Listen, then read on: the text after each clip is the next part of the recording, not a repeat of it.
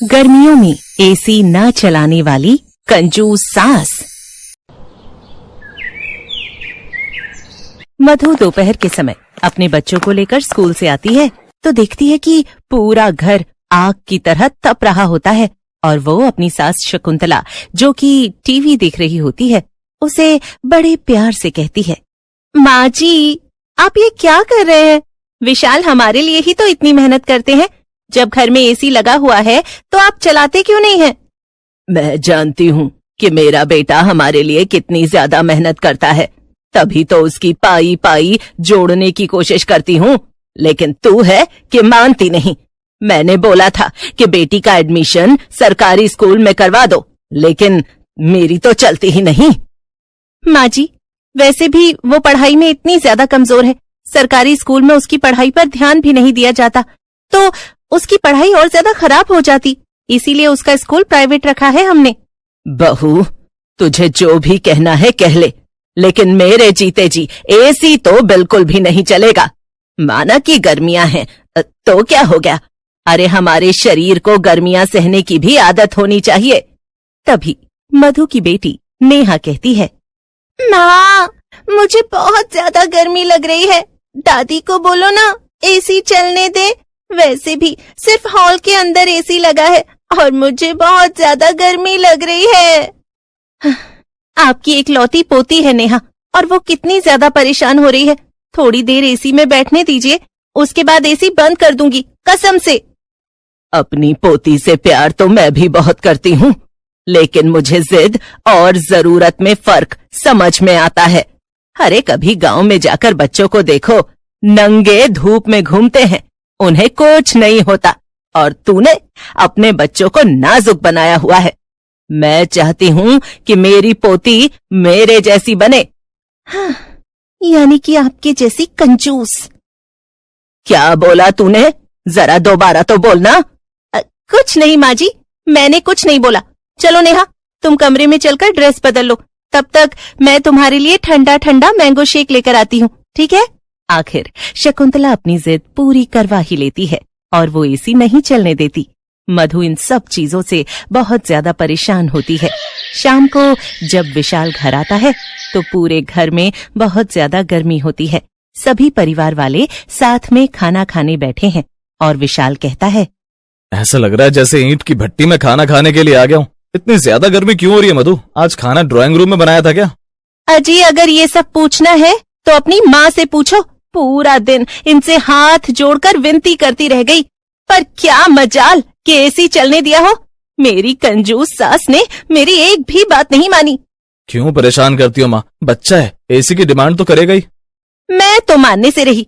हम एक काम करते हैं, हम अपने कमरे में एसी लगवा लेते हैं। माँ जी को तो ड्राइंग रूम में एसी चलने से दिक्कत है ना, अब कमरे में एसी चलाएंगे, तब तो कोई दिक्कत नहीं रहेगी। ये बात सुनकर शकुंतला को और भी ज्यादा गुस्सा आ जाता है और वो भड़कते हुए कहती है, अरे ऐसे कैसे कुछ नहीं कहूंगी, इस घर में नया एसी चलेगा ही नहीं। बस छोटी सी बात है और ये बात यहीं पर खत्म हो गई। अब इस बारे में कोई भी बहस नहीं सुनना चाहती। शकुंतला ये बोलकर खाने से उठकर चली जाती है। वहीं मधु भी अपनी सास की हरकतों से बहुत ज्यादा परेशान थी। कुछ दिन गुजरते हैं और गर्मी बहुत ज्यादा बढ़ने लगती है। एक दिन नेहा अपने कमरे में सो रही थी और मधु रसोई में खाना बना रही थी। उसके माथे से पसीना टपक रहा था। हाँ, मुझे कुछ तो ऐसा करना होगा जिससे माँ जी को एसी की अहमियत पता चले। अरे भगवान ने जिन लोगों को सहूलियत दी है उन्हें तो उसका इस्तेमाल करना चाहिए ना, वरना वैसे तो कितने लोग हर कमरे में एसी लगाकर भी रह रहे हैं, हम उनसे तो अपनी तुलना नहीं कर रहे। अब ऐसा ही होता है। मधु अपनी सास को सुधारने का प्लान बना लेती है। एक दिन जब नेहा स्कूल गई हुई थी तभी मधु अपनी सास से कहती है, माँ जी, मुझे रोटी बनानी है और सुबह से 2 बार उल्टी भी हो गई है। क्या पता आपको मैं जल्दी दोबारा खुशखबरी देने वाली हूँ। आप एक काम करिए ना, जाकर नेहा को स्कूल से लेकर आ जाइए। मेरी तबीयत बिल्कुल भी ठीक नहीं है। अगर ऐसी बात है तो तू रहने दे, मैं खुद ही जाकर नेहा बेटी को ले आती हूँ। हाँ, अगर रास्ते में तुझे चक्कर आ गए तो नेहा घबरा जाएगी, वैसे भी अभी छोटी है। शकुंतला कड़ी धूप में नेहा को लेने के लिए जाती है। दरअसल मधु शकुंतला को कोई जिम्मेदारी नहीं दिया करती थी, जिस वजह से शकुंतला बस घर में रहा करती और उसे बाहर की गर्मी का एहसास नहीं था। आज जब वो गर्मी में अपनी पोती नेहा को लेने जाती है तो जाते हुए ही उसकी हालत खराब हो जाती है। हे भगवान, कितनी गर्मी है। ऐसा लग रहा है जैसे आग का गोला सूरज हमारे सर पर ही बैठा हुआ है। शकुंतला फिर भी किसी तरह नेहा को लेने स्कूल पहुंच जाती है। तभी नेहा सभी बच्चों के साथ स्कूल की वर्दी में अपनी दादी की तरफ आती है। नेहा का चेहरा पसीने से लाल हो गया था और उसे बहुत ज्यादा गर्मी लग रही थी। उसकी हालत देखकर शकुंतला दंग रह गई। हाय हाय, मेरी छोटी सी बच्ची का चेहरा गर्मी की वजह से कैसा लाल हो गया है। त्वचा तो बिल्कुल खराब हो रही है। हाँ, बस घर जाते ही इसे थोड़ी देर एसी की हवा में बैठा दूंगी। अब ऐसा ही होता है। जैसे ही शकुंतला नेहा को लेकर घर आती है तभी मधु एसी का रिमोट छुपा देती है। शकुंतला घर आते ही मधु से कहती है, अरे मधु, एसी का रिमोट कहाँ है?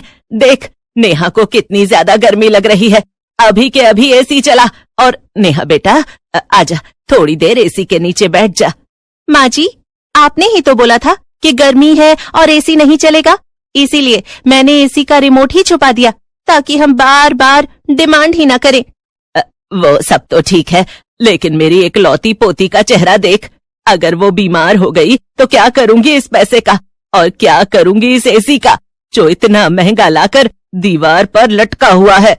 नेहा ने भी अपनी दादी की बात सुनकर बड़ी मासूमियत से जवाब दिया, अरे दादी, आप इतनी चिंता क्यों कर रही हो मेरी?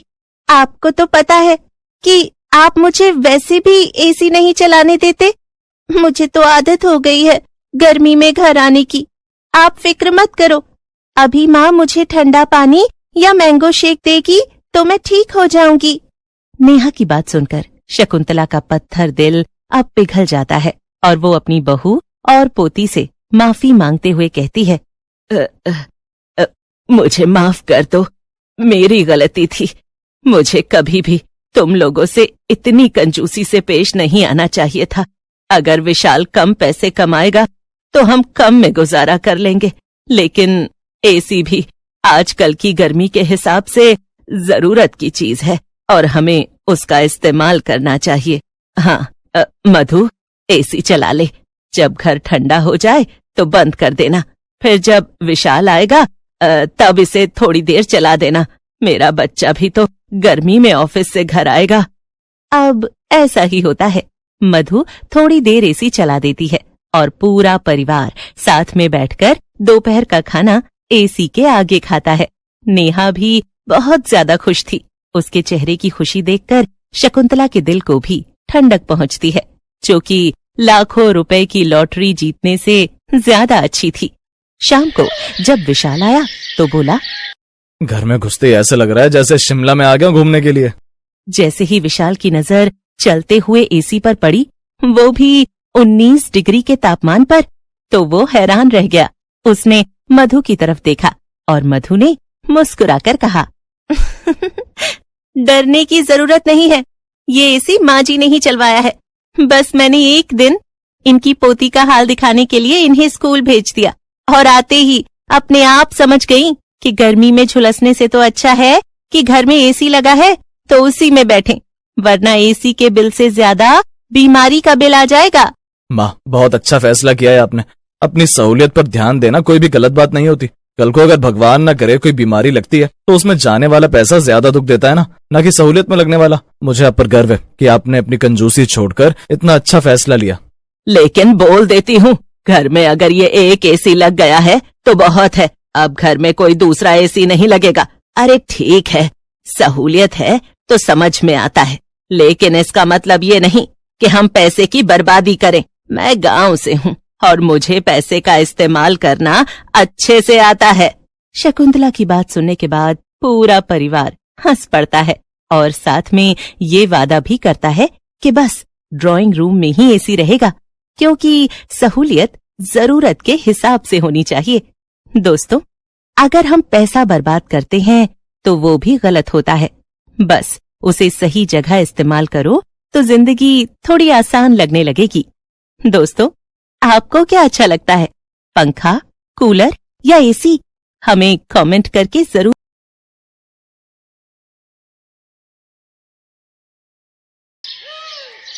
भयंकर गर्मी और तपती दोपहर में महेश कई दिनों से मजदूरी का काम कर रहा था। अचानक एक दिन, अरे भाइयों, देखो महेश चक्कर खाकर गिर गया है, इसे उठाओ और छांव में ले चलो। हम सबकी गलती है जो हमने इस सेठ का काम पकड़ लिया। कितनी बार तो कह चुके हैं कि दोपहर में जब गर्मी होती है थोड़ी देर काम रुकवा दे, पर यहाँ हमारी कोई सुनता कहाँ है। चलो भाई, फिर से काम पर लग जाते हैं, वरना सेठ जी आ गए तो दो बातें और सुना देंगे और पता चले कि हमारी पगार में से काट लेंगे। ये सब क्या हो रहा है, हैं? मैंने तुम्हें यहाँ काम करने के लिए रखा है या कि फालतू की बातें करने के लिए? और महेश, तू यहाँ लेटा क्यों हुआ है? काम नहीं करना क्या आज, या फिर आज के तेरे 100 रुपए काट लूं? सेठ जी महेश को काम करते हुए चक्कर आ गए थे, इसलिए हमने उसे छांव में लिटा दिया। तुम मजदूरों के सहारे अगर मैं ऐसे काम करने लगा फिर तो मुझे 2 साल एक घर बनाने में लग जाएंगे।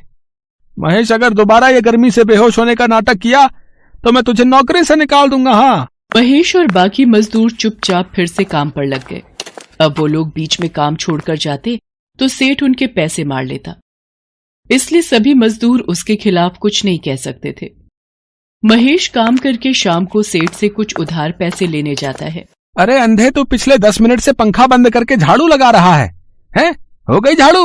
अब जल्दी से पंखा चला और सामने कूलर का बटन भी खोलता जा, और मेरे लिए बढ़िया सी ठंडाई बर्फ डालकर बना ला।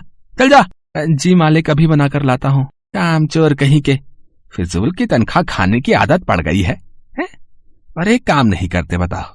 हाँ महेश, क्या काम है, तू बोल। मालिक, कुछ पैसे उधार चाहिए थे, मेरे घर का पंखा खराब हो गया है और बिना पंखे के रात को बीवी बच्चों को बहुत गर्मी लगती है। अगर आप कुछ पैसे उधार दे देते तो मैं घर के लिए एक नया पंखा खरीद लेता। तेरा दिमाग खराब हो गया है? मेरे पास इतना फालतू का पैसा नहीं है जो मैं तुम सारे मजदूरों पर उड़ाता रहूं। मुझे भी अपना घर चलाना भाई। और तुम लोगों को क्या गर्मी लगेगी, तुम तो वैसे भी खुली हवा में सोने वाले हो। आजकल इतना अच्छा मौसम है, बाहर आंगन में चारपाई डालकर सुला दिया करो बीवी बच्चों को। मैं पैसे उधार नहीं दूंगा, तेरा क्या भरोसा, कल तू बीमार होकर घर पर बैठ जाए तो मेरे तो पैसे चले जाएंगे ना। और हाँ, बहुत दिनों से देख रहा हूँ तू काम बहुत धीरे कर रहा है, कल सुबह जल्दी आ जाना। महेश उदास होकर घर आ जाता है। क्या हुआ जमुना, ये पिंकी लेटी क्यों हुई है? और सोनू कहाँ है? पिंकी को उल्टियां हो रही हैं। सोनू बराबर वाले मेडिकल से दवाई लेने गया है। सारी रात गर्मी से बच्चे सो नहीं पाते हैं, इसी वजह से तबीयत खराब हो गई है बच्चों की। तुमने पंखे के बारे में बात की? तो थी, पर सेठ जी ने साफ मना कर दिया। ज्यादा जोर डालूंगा तो कहीं नौकरी से ही ना निकाल दे। ये लो माँ दवाई। माँ, बहुत गर्मी लग रही है और जी भी घबरा रहा है, थोड़ी सी हवा कर दो। पिंकी बिटिया, आ मेरी गोदी में आजा, मैं तुझे हवा करता हूँ। पता नहीं हम गरीबों के साथ ऐसा क्यों होता है, ये अमीर लोग हमारी परेशानी को क्यों नहीं समझते हैं। थोड़ी सी मदद कर भी देंगे तो उनका क्या चला जाएगा, और फिर उधारी तो मांगे हैं, तुम तो काम करके पैसे चुका देते। एक बार कल फिर कोशिश करता हूँ, शायद सेठ जी का दिल पिघल जाए। महेश एक बहुत ही गरीब मजदूर था। छोटे से कमरे का किराया, रोजाना की रोटी सब्जी, भला 200 रुपए रोजाना कमाने वाला एक गरीब महेश नया पंखा कहाँ से खरीदता। महेश ने सोचा कि वो दोबारा एक बार कोशिश करके देखेगा। महेश और सारे मजदूर काम में लगे हुए थे। बहुत देर से सेठ का कहीं पता नहीं था। क्या बात है महेश, आज तो सेठ जी कहीं नजर नहीं आ रहे, तभी माहौल में शांति है। सही कह रहा भैया, नहीं तो अब तक 10 बार आकर हमें टोक चुके होते। हो सकता है गोदाम में बैठे होंगे और पंखे और कूलर की ठंडी हवा खा रहे होंगे। क्या करूं, क्या सेठ जी से दोबारा पंखे के लिए पैसे मांगू? एक बार बात करके देखता हूँ। अब तो शाम होने वाली है, सेठ जी यहाँ तो आए नहीं है, मैं खुद ही गोदाम पर चला जाता हूँ। महेश गोदाम पर पहुंचता है तो उसे वहां पर सेठ जी दिखाई नहीं देते। तभी उसे सेठ जी के कराहने की आवाज आती है। अरे, ये आवाज तो बेसमेंट से आ रही है, यहाँ तो बहुत अंधेरा है। अरे सेठ जी, ये सब कैसे हुआ, आप यहाँ बेसमेंट में? महेश किसी तरह सीढ़ियों से सेठ जी को ऊपर लेकर आता है और सारे मजदूरों को बुला लेता है। तुम लोग यहीं सेठ जी के पास रुको, मैं किसी डॉक्टर को बुला कर लाता हूँ। महेश, सेठ जी ने हम सबके साथ इतना बुरा सलूक किया है, अब हम क्यों डॉक्टर को बुला कर लाए भाई? हैं? हमें क्या पड़ी है, हम भी घर चलते हैं, बोल देंगे कि हमें पता नहीं चला। किशोर, ये तुम कैसी घटिया बातें कर रहे हो? तुम्हें पता भी है इस वक्त सेठ जी की हालत कितनी खराब हो रही है? अगर तुम में से कोई नहीं यहाँ रुकेगा तो मत रुके। मैं सेठ जी को डॉक्टर के पास खुद ही ले जाता हूँ। हमें माफ कर दो महेश, हमसे गलती हो गई। तुम डॉक्टर को बुला लो, तब तक हम सेठ जी का ध्यान रखेंगे। महेश डॉक्टर को बुला लाता है। तब तक सेठानी भी खबर सुनकर वहां पहुंच जाती है। सेठ जी बीपी के मरीज हैं। गर्मी की वजह से इन्हें घबराहट हो गई थी। अगर कुछ देर और ये बेसमेंट में रहते तो इनकी जान भी जा सकती थी। महेश, तुमने आज सेठ जी की जान बचाकर हमारे ऊपर बहुत बड़ा एहसान किया है। तुम ठीक कह रही हो कल्याणी। मैंने हमेशा इन सब मजदूरों के साथ इतना गलत किया। मैं इनकी परेशानी को कभी समझ नहीं पाया। महेश, मैं तो नाम का अमीर हूं, पर तुम तो दिल से अमीर हो। ये मुझे आज पता चल गया। मुझे माफ कर दो। उस दिन से सेठ ने अपना व्यवहार बदल लिया।